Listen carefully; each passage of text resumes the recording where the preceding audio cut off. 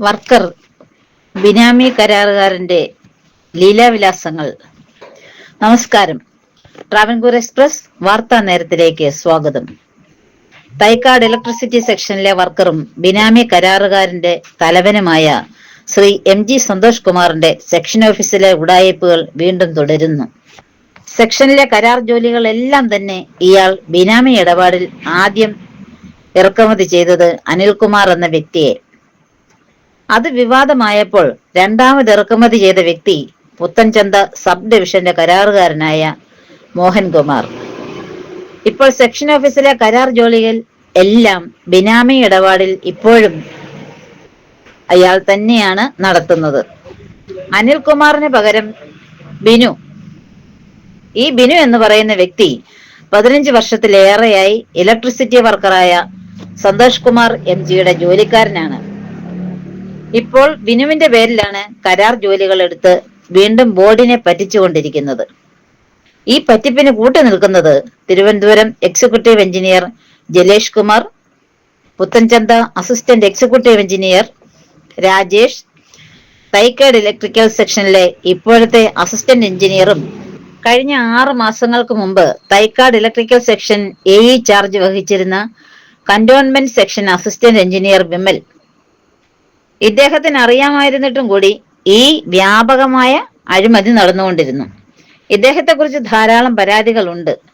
ഇദ്ദേഹം കൺസ്യൂമറെ ഓഫീസിലിരുത്തിയിട്ട് ട്രെയിനിങ് സെന്ററിൽ പോകുന്നു. പിന്നീട് വരുന്നത് മണിക്കൂറുകൾ കഴിഞ്ഞാണ്. തിരുവനന്തപുരത്തെ ഡെപ്യൂട്ടി ചീഫ് എഞ്ചിനീയറുടെ കീഴിലുള്ള ശ്രീവരാഹ സെക്ഷനിലെ AEയും സെക്ഷൻ ഓഫീസിലെ ദൈനംദിന ജോലികൾ തീർക്കാതെ ട്രെയിനിങ് സംബന്ധമായ ആവശ്യങ്ങൾക്ക് പോകുന്നതായി ഞങ്ങൾക്കറിയാൻ കഴിഞ്ഞിട്ടുണ്ട്. ഇദ്ദേഹം ബോർഡിന്റെ അനുവാദമില്ലാതെ ഒരു വീഡിയോ പുറത്തിറക്കിയിട്ടുണ്ട്. ഈ സെക്ഷനുകളിലെ കൺസ്യൂമർമാരുടെ പരാതികളെല്ലാം തന്നെ പരിഹരിക്കപ്പെടാതെ കിടക്കുന്നുണ്ട്. തൈക്കാട് ഇലക്ട്രിക്കൽ സെക്ഷനിലെ ബിനാമി കരാറുകാരനെ ഒത്താശ ചെയ്ത് നൽകിയിരുന്നതും ഈ കൊള്ളസംഘ തലവന്മാർ തന്നെയാണ്. ഈ കരാറുകളെല്ലാം തന്നെ പരസ്യമായി ടെൻഡർ വിളിച്ചു നൽകേണ്ടതിന് പകരം ഇവയെല്ലാം തന്നെ കുത്തിമതിച്ചു കൊടുക്കുന്നു. ഇതാണ് സെക്ഷൻ ഓഫീസുകളിൽ നടക്കുന്നത്. അത് തെളിയിക്കുന്ന ഫോൺ സംഭാഷണം ഞങ്ങൾ പുറത്തുവിടുന്നു. നമസ്കാരം. നമസ്കാരം. ഞാൻ ഇന്നലെ കുറച്ച് റിപ്ലൈ വിളിക്കാൻ പറഞ്ഞത് എന്തിനാണെന്ന് അറിയാൻ വേണ്ടി വിളിച്ചു. ഞാൻ വിളിക്കാൻ പറഞ്ഞത് വേറൊന്നുമല്ല, നമ്മുടെ മറ്റേ അതെന്താണ് സംഭവം, നമ്മുടെ അവനെ പറ്റി വന്നത്. നമ്മുടെ ഓഫീസിലുള്ള പേരുന്ന സന്തോഷം ഉണ്ടല്ലോ, അത് ഉറപ്പല്ലേ സാറിന് അറിയാന്നുള്ള കാര്യമല്ലേ? എനിക്കറിയാവുന്നതാണ്. പക്ഷെ അതെങ്ങനെ എന്തെങ്കിലും ഉണ്ടെങ്കിൽ ഒന്ന് പറയണ്ടേ, നമ്മളോട് ആരെങ്കിലും പറയണ്ടേ കാര്യങ്ങള്. അല്ല, അത് ഞാൻ ഓർത്തിരിക്കണത് പറയട്ടെ. 10 മാസങ്ങൾക്ക് മുമ്പ് ഒരു വിഷയം ഉണ്ടായി. ഇവന്റെ എല്ലാം വളരെ ലാഘവത്തോടു കൂടി കളഞ്ഞ വിഷയമാണ്. അതായത് ഇവിടുത്തെ കോൺട്രാക്ടർ സൺറൈസിന് മീറ്റിങ്ങിന് പങ്കെടുക്കാറില്ല. അത് മാത്രമല്ല, ഈ വർക്കർ എന്ന് പറയുന്ന ആള് മെയിൻ്റനൻസിന് പോവുകയും ഷിഫ്റ്റിലിരിക്കും. ഞാൻ ഷിഫ്റ്റ് ഇരിക്കുമ്പോൾ സംഭവിച്ച കാര്യങ്ങളാണ്. ഇയാള് ഈ പണിയും കൊണ്ട് അങ്ങ് പോവും. പിന്നെ കാള് കൊടുക്കുന്നത് 2 എണ്ണം അത്രേ വരുള്ളൂ. അപ്പോ പിന്നെ ഈ പണിയുടെ കൂടെ ഇയാൾ അങ്ങ് പോവും. അയാളുടെ സ്വന്തമായ പണിയുണ്ടല്ലോ. അപ്പൊ ഞാൻ ഓഫീസില് ഹരിഹര സാറിനോട് പറഞ്ഞിട്ടുണ്ട്. കംപ്ലൈന്റ് ആയിട്ട് പറഞ്ഞിട്ടുണ്ട്. അതാണ് ഞാൻ ചോദിക്കണത്. ഞാൻ കംപ്ലൈന്റ് ആയിട്ട് ഹരിഹര സാറിനോട് പറഞ്ഞു.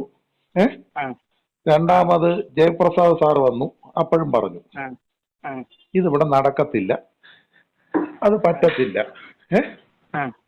നിയമം അവരെന്താ പറഞ്ഞതപ്പോ?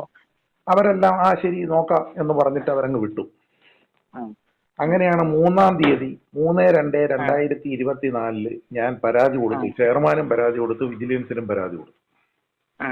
എന്റെ പേര് വെച്ചിട്ട് ഞാൻ ഈ ഒരു ഒളിവിലും അതിലൊന്നുമില്ല ഉള്ളത്, നേരായ മാർഗത്തിൽ പരാതി കൊടുത്തു. അത് അന്വേഷിക്കാൻ വേണ്ടി അസിസ്റ്റന്റ് എക്സിക്യൂട്ടീവ് എഞ്ചിനീയർ അടുത്ത് പുത്തൻചന്തയിൽ വന്നു. പുത്തൻചന്തയിലാ? പരാതിക്കാരനായ ഞാൻ ഇങ്ങനെ സംഭവം കേട്ടിട്ടേ ഇല്ലല്ലോ. അല്ലെങ്കിൽ എന്തെങ്കിലും ഉണ്ടെങ്കിൽ എന്നോട് പറയണെങ്കിൽ. സാറേ, അതാണ് ഞാൻ പറഞ്ഞത്. ഞാനിത് ഒരു 5-ാം മാസം ഈ സംഭവം പറഞ്ഞു. ഞാൻ ഇപ്പൊ വിളിക്കും, എന്നെ ഇപ്പൊ വിളിക്കും എന്ന് പറഞ്ഞിട്ട് ഇവന് നൈറ്റ് കൊടുത്താൽ ഇവൻ നൈറ്റ് ചെയ്യത്തില്ല.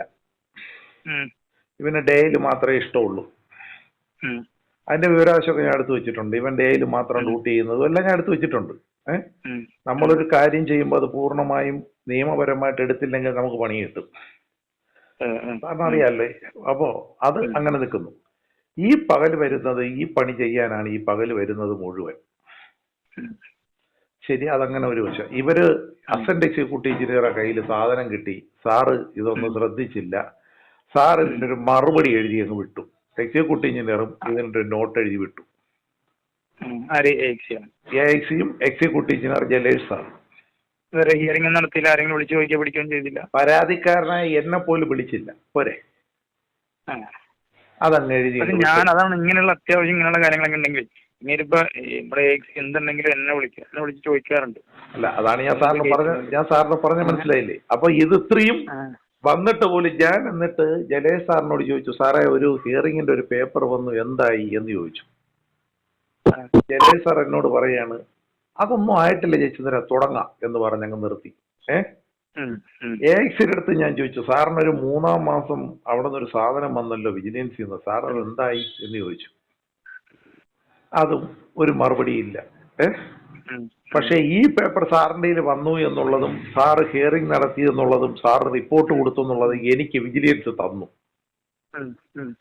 ബോർഡ് വിജിലൻസ് എനിക്ക് തന്നു. ഞാൻ വിവരാവകാശമിട്ടില്ല. പക്ഷെ അവിടുത്തെ എസ് എന്നോട് പറഞ്ഞു, നിങ്ങളെ വിളിക്കാതെ ഹിയറിംഗ് നടത്തി. എന്നെ വിളിച്ചിട്ടല്ലേ. അതെ അതെ, അതിന്റെ അടുത്ത വെടിക്കെട്ട് ഇനി അടുത്ത് തുടങ്ങാൻ പോകുന്നതേ ഉള്ളൂ, ഒന്നും ആയിട്ടില്ല. സാറിന് പറഞ്ഞ മനസ്സിലായില്ലേ. ഇപ്പൊ നമ്മളൊക്കെ അറിയാണ്ട് വന്ന് പെടില്ല മനസ്സില. ഞാൻ സത്യം പറഞ്ഞ് ഇങ്ങനെയൊക്കെ വരുമ്പോഴേ സാറേ നമ്മള് മീറ്റിങ്ങിലൊക്കെ എന്നിട്ട് ഇതിങ്ങനെ നീണ്ടു പോയി. ഇവിടത്തെ കമ്പി അഴിച്ചോണ്ട് വരക്കവും പല കേസുകളും നമ്മളിതെല്ലാം മുൻപിൽ കാണുകയാണ്. മനസ്സിലായില്ലേ. ജയചന്ദ്രൻ ചെയ്തതെന്ന് പറഞ്ഞാൽ എന്റെ കുടുംബസ്വത്ത് നടത്താൻ വേണ്ടി ഞാൻ ബോർഡിനോട് അനുവാദം ചോദിച്ചു, വിത്ത് പേപ്പർ. അച്ഛൻ സീരിയസ് ആയി കിടക്കുമ്പോഴാണ് ഞാൻ ചോദിക്കുന്നത്.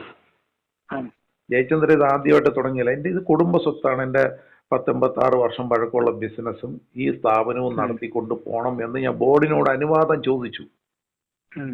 അതും ബോർഡിനെ ഞാൻ സൂചിപ്പിച്ചു, ഇത് വിൽപ്പത്ര പ്രകാരം എന്റെ ഓണർഷിപ്പിലേക്ക് വരികയും ഇത് ഞാൻ നടത്തേണ്ട ഒരു സാഹചര്യം ഉണ്ടാവുകയും ചെയ്യുന്നു. ഞാൻ ബോർഡ് ചെയർമാനും തിരുവനന്തപുരം എക്സിക്യൂട്ടീവ് എഞ്ചിനീയർ വശം പ്രോപ്പറായി അപ്ലൈ ചെയ്ത സാധനമാണ്. അതിന്റെ കോപ്പി എന്റെ ഇരിപ്പുണ്ട്. കോപ്പി എനിക്ക് പ്രസാദ് സാർ ഒപ്പിട്ട് തന്നിട്ടുണ്ട്. അപ്പോഴാണ് ബോർഡ് അച്ഛൻ മരിച്ച 5 ദിവസം കഴിഞ്ഞപ്പോൾ എമർജൻസി ആയിട്ട് എനിക്കൊരു കത്തയച്ചത്, നിങ്ങൾക്ക് അനുവാദമില്ല, അത് 8 മാസം കയ്യിൽ വെക്കുന്നതിന് മുമ്പേ തന്നിരുന്നെങ്കിൽ ഞാൻ അച്ഛൻ ജീവിച്ചിരിക്കുമ്പോൾ രജിസ്ട്രാറെ വീട്ടിൽ കൊണ്ടുവന്ന് മാറ്റത്തില്ലായിരുന്നു. സാറിന് മനസ്സിലായില്ലേ. അത് 5 മാസം നേരത്തെ തന്നിരുന്നെങ്കിൽ ഞാൻ രജിസ്ട്രാറെ വീട്ടിൽ കൊണ്ടുവന്ന് മാറ്റുമായിരുന്നു. വിൽപ്പത്ര പ്രകാരം വന്നതിന് ശേഷം എനിക്ക് മാറ്റാൻ പറ്റുമോ? ഇപ്പൊ കിട്ടുമെന്ന് ബോർഡ് അനുവാദം തരുമെന്നും പറഞ്ഞിട്ടാണ് നിൽക്കുന്നത്. എന്നിട്ട് ശ്രീനിവാസ സാർ എന്നെ വൈദ്യുതി ഭവന് വിളിച്ചു വരുത്തിയിട്ട് വീണ്ടും ഒരു റിക്വസ്റ്റ് എഴുതി വാങ്ങിച്ചിട്ട് അതും നമ്മളെ പറ്റിച്ചു. ഇത് അനുവാദം ഞാൻ വാങ്ങിത്തരാമെന്ന് പറഞ്ഞിട്ട് സാറിന് അറിയാവുന്ന കാര്യമില്ലേ. അപ്പോൾ ഇവരെല്ലാവരും കൂടെ ചേർന്ന് നമ്മളെ ചതിക്കുകയാണ് ചെയ്തത്. അപ്പോഴൊന്നും ജയചന്ദ്രന് ട്രാവൻകൂർ എക്സ്പ്രസ് ചാനലിൽ ജയചന്ദ്രന്റെ പടമേ വന്നിട്ടില്ല. ഇതെല്ലാം അനുഭവിച്ചത് കൊണ്ടാണ് നമ്മൾ അതിൽ വന്നത്, ഓൺലൈൻ ഒന്നും ലൈവാക്കിയത്. സാറൊന്ന് മനസ്സിലാക്കണം, ഇവിടത്തെ മുഴുവൻ ക്രമക്കേടുകളെ കുറിച്ച് നമ്മൾ പരിശോധിക്കണമെന്ന് പറഞ്ഞ് ജയപ്രസാദ് സാറിന്റെ പേര് ഹരിഹര സാറിന്റെ പേരും വച്ചിട്ട് തന്നെയാണ് ഞാൻ പരാതി. രാമനാഥന്റെ പേരും അതിലുണ്ട്. അല്ല, അപ്പൊ ഞാൻ ചോദിക്കുന്നത് ഹരിഹരൻ സാറിനും ഇങ്ങനെ അവർക്ക് പരാതി കൊടുത്തിട്ടുണ്ടോ? ഇലക്ഷൻ അല്ലാണ്ട് അവരോട് പറഞ്ഞിട്ടുണ്ടോ ഇങ്ങനെ? അവരോട് ഞാൻ പറഞ്ഞിട്ടുണ്ട് സാറേ, ഞാൻ സ്വകാര്യമായി പറഞ്ഞിട്ടുണ്ട്. ഞാൻ അവരോട് പറഞ്ഞു, സാർ ഇങ്ങനെ ഒരു സംഭവം ഉണ്ട്, സാറ് ശ്രദ്ധിക്കണം, ഇവിടത്തെ പൈസ മുഴുവൻ കൊണ്ടുപോവുകയാണ്, ഇത് എനിക്ക് സഹിക്കാൻ പറ്റൂല, ഞാൻ ഇരിക്കുന്ന ഓഫീസില് അത് ശരിയാവത്തില്ല എന്ന് പറഞ്ഞു. അപ്പൊ ഇവര് നമ്മളെ ഒരുമാതിരി പൊട്ടനാക്കി. സാറൊന്നും മനസ്സിലാക്കാവുള്ള പൊട്ടനല്ലേ. ഞാൻ സത്യം പറഞ്ഞാൽ ഞാൻ ഇപ്പൊ എനിക്കും അറിയാം അവിടെ വരാൻ നേരത്ത് ഇപ്പൊ ഞാൻ ഓപ്പണായിട്ട് എത്രയോ മീറ്റിങ്ങിൽ പറഞ്ഞ ഞങ്ങൾ സന്തോഷ കാര്യങ്ങൾ ചെയ്യാനോട്ടോ അല്ലെങ്കിൽ അവിടെ ചെയ്യാനോട്ടോ ഇവിടെ ചെയ്യാനോട്ടോ. പക്ഷെ അപ്പൊ ഞാൻ എന്താ ഓർക്കണം, ഇപ്പൊ നമ്മുടെ ഓഫീസിൽ ചെന്നിട്ട് ഇത്തരത്തിൽ ഓപ്പണായിട്ട് ഇങ്ങനെ കാര്യങ്ങൾ പറയാൻ നേരത്ത് അവിടെ നിന്ന് വേറെ പ്രശ്നങ്ങളൊന്നും വരുന്നില്ലെങ്കിൽ എന്നെ സംബന്ധിച്ച് ഒന്നാമത് ഞാൻ അവിടെ ഇല്ല. എനിക്ക് ഓഫീസിലെ കാര്യങ്ങൾ സ്മൂത്തായിട്ട് നടന്നു പോകണം എന്നുള്ളതല്ലാണ്ട് ആരോ വർക്കെടുത്തോട്ടെ, നമുക്ക് അതിലൊരു വിഷയവുമില്ല. അനധികൃതമായി പൈസ കൊണ്ടുപോകുന്നതിനോട് നമുക്ക് വെറുപ്പുണ്ട്. സാറിന് മനസ്സിലായില്ലേ. അവിടുത്തെ ഓരോ സബ് എഞ്ചിനീയറും ബില്ലുകൾ ശരിയാക്കി എഴുതി കൊടുക്കുന്നതെല്ലാം അനധികൃതം തന്നെയാണ്. മനസ്സിലായില്ലേ? ഞാനൊരു 20 വർഷം തിരുവനന്തപുരം ഡിവിഷനിൽ മാത്രം ജോലി ചെയ്ത ആളാണ് സാറേ. KICBയിലെ ഒരുമാതിരിപ്പെട്ട പണിയൊക്കെ നമുക്കറിയാം. ഇല്ലെങ്കിൽ നമ്മൾ ആരടുത്തെങ്കിലും ചോദിച്ച് മനസ്സിലാക്കും. സാറൊന്നും മനസ്സിലാക്കാനുള്ള ഈ പറ്റിപ്പ് നമ്മളെ മുമ്പിൽ നടക്കുമോ? നമ്മളെ പൊട്ടനായിക്കൊണ്ടല്ലേ നടക്കുന്നത്. അപ്പൊ ഞാൻ ചോദിക്കണത് അങ്ങനെയൊക്കെ വരാൻ നേരത്തെ അതൊന്ന് ചൂണ്ടിക്കാണിക്കണ്ടേ? സാറെ ചൂണ്ടിക്കാണിക്കാൻ എന്റെ 2 അസിസ്റ്റന്റ് എഞ്ചിനീയർമാരടുത്ത് ഞാൻ ചൂണ്ടിക്കാണിച്ചു. അത് മാത്രവുമല്ല, ഇവിടെ എനിക്ക് വിവരാവകാശം ഇട്ടപ്പോൾ ഈ സാധനം ഒന്നും തരാത്തത് കൊണ്ട് ഞാൻ AICക്ക് അപ്പീൽ കൊടുത്തിട്ടാണ് എടുത്തത്. അപ്പൊ AICക്ക് അറിയാമല്ലോ, അസിസ്റ്റന്റ് എക്സിക്യൂട്ടീവ് എഞ്ചിനീയർക്ക് ഈ സാധനം എന്തുകൊണ്ടാണ് എടുക്കുന്നതെന്ന് അറിയാമല്ലോ.